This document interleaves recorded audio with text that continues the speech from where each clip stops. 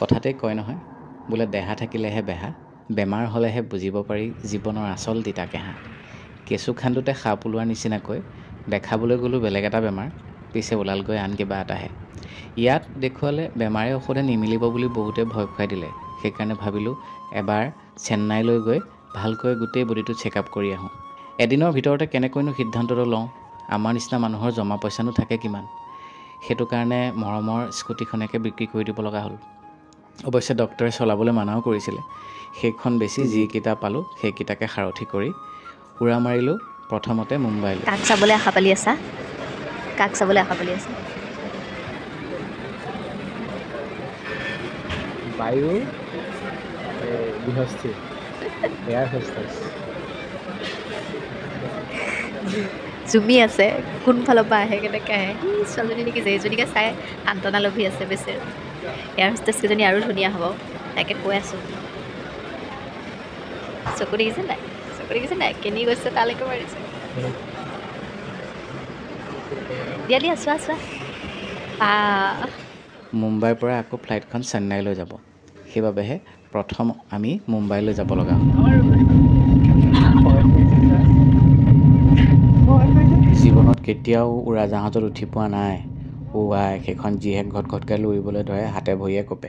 ইমান ভয় লাগিছিল, কিন্তু সিজনীক দেখুওৱা নাছিলোঁ। তাই আকৌ মই ভয় কৰা দেখি জোখতকৈ বেছি ভয় কৰিব। সেইকাৰণে হাঁহি মাতিয়ে গ'লোঁ, কিন্তু মনেহে জানিছে কোনফালে হাত ভৰি লুকাওঁ লুকাওঁ হৈছে। কিন্তু এটা কথা ভাল লাগিলে দেই এৰোপ্লেনত, আই হেণ্ডিমেন কণ্ডাক্টৰ কেইজনী যে ইমান ধুনীয়াকৈ বুজাই বুজাই দিয়ে, একে চালে চাই থাকিবলৈ মন যায়। কিন্তু কি কৰিব, বেয়া পতা মানুহতে বেছি সময় চালেও জগ লাগিব। এৰোপ্লেনৰ কণ্ডাক্টৰ হ'লে কি কৰিব লাগে ন?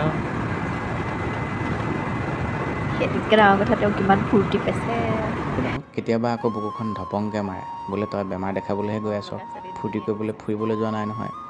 তথাপি মনটোক এবাৰ বুজাওঁ, জীৱনততো বেমাৰ আজাৰ থাকিবই। জীয়াই আছোঁ মানে বেমাৰ আছে, বেমাৰ আছে মানে আমি আছোঁ। গতিকে সেইবোৰকে ভাবি যদি মনটো মাৰি থাকোঁ, তেতিয়াহ'লে বেমাৰ জানো ভাল হ'ব? প্ৰথমেই আমি অৱতৰণ কৰিলোঁ মুম্বাইৰ ছত্ৰপতি শিৱাজী আন্তঃৰাষ্ট্ৰীয় বিমানবন্দৰত। ইমান ধুনীয়া এনেকুৱা এখন এয়াৰপৰ্টতে থাকিবলৈ পোৱাহেঁতেন ইমান ভাল লাগিলেহেঁতেন। কিন্তু কি কৰিব, অকণমান সময়ৰ কাৰণেহে দিয়ে, বেছি সময় থাকিলে গতিয়াই উলিয়াই দিব। আৰু যিয়ে নহওক ভোকে একেবাৰে পেট কলমলাই গৈছিলে। মই ঘৰৰ পৰা লৈ যোৱা মগু কেইটামান খালোঁ আৰু গৰম পানী দি অ'টছ অকণ তিয়াই পেলাই তাই খাবলৈ দিলে, সেয়াই খালোঁ। পিছে তাই বা কি খাব, তাৰপৰাতো কিনিয়ে কিবা এটা খুৱাব লাগিব।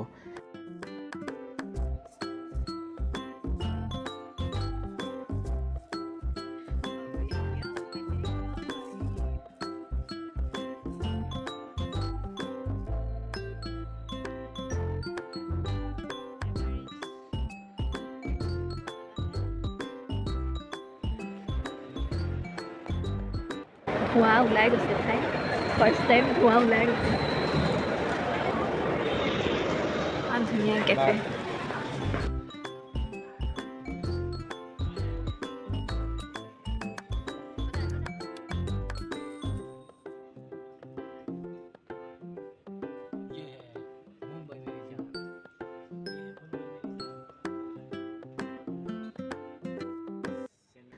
আই চেলাই জেকমানৰ ভিতৰত বিলাহী এপিছে, তিয়ঁহ এপিছে, পিঁয়াজ এপিছে ভৰাই দিছে, দাম বোলে 300 টকা। বোপাহঁতো আৰু সেয়া তহঁতে চেণ্ডউইচেই বেচিছনে?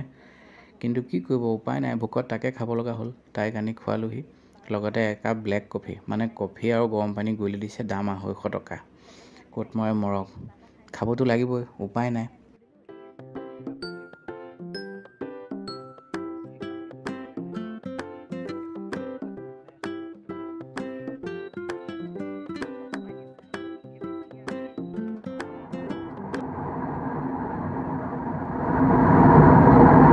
গাখীৰৰ দৈ, মলা বান্ধি থকা দৈ নিচিনা লাগিছে।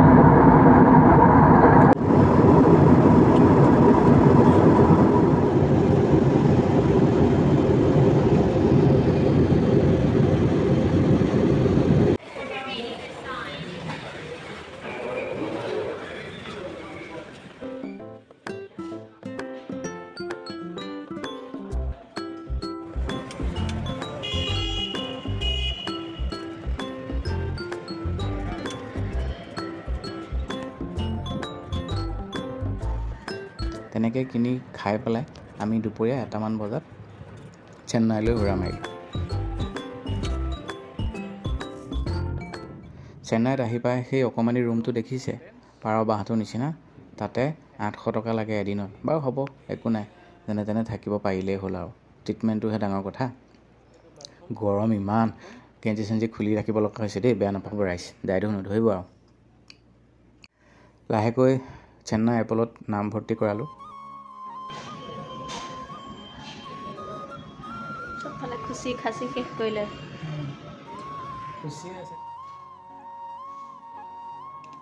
কোনবোৰ সা সুবিধা চেন্নাইত আছে, আমাৰ অসমৰ পৰা যোৱা মানুহবোৰৰ কাৰণে ক'ত ক'ত কি সুবিধা আছে, সেই সকলোবোৰ ইয়াৰ পিছৰ ভিডিঅ'টোত ক'ম। আৰু মোৰ চিকিৎসাৰ বিষয়ে ডাক্তৰে কি ক'লে আৰু আমি কি সিদ্ধান্ত ল'লোঁ, সেই সকলোবোৰ ইয়াৰ পিছৰ ভিডিঅ'টোত সবিশেষ আপোনালোকক জনাম। তেতিয়ালৈ আশীৰ্বাদ কৰিব আৰু সকলোৱে হাঁহি থাকিব, আনন্দৰে থাকিব, নিজৰ লগতে আনৰো সদায় ভালটো চিন্তা কৰক।